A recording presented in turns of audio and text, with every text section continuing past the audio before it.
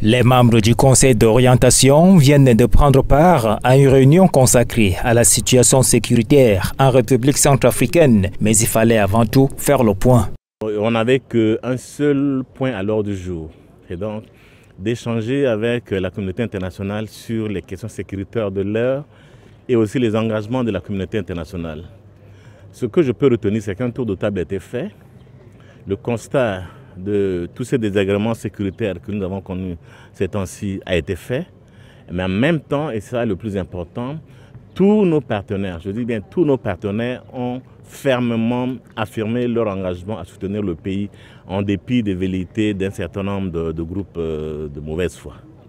Voilà ce que je peux vous dire. Donc l'essentiel, c'est la communauté internationale s'engage et réaffirme d'une manière ferme et solennelle son appui à la République centrafricaine en dépit des événements sécuritaires que nous connaissons. Le RCPCA, le plan de relèvement et de consolidation de la paix en République centrafricaine, bénéficie toujours du soutien de ses partenaires nationaux et internationaux dans plusieurs domaines. Il y a un appui à l'armée nationale, mais aussi les appuis aux forces de sécurité intérieure.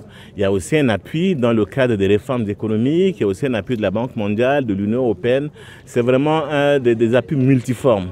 Multiformes tant dans le domaine de la sécurité que sur d'autres domaines. Donc ce que je vous dis et je vous le réaffirme, c'est que la communauté internationale, d'une manière ferme, a donc réaffirmé son engagement pour le pays.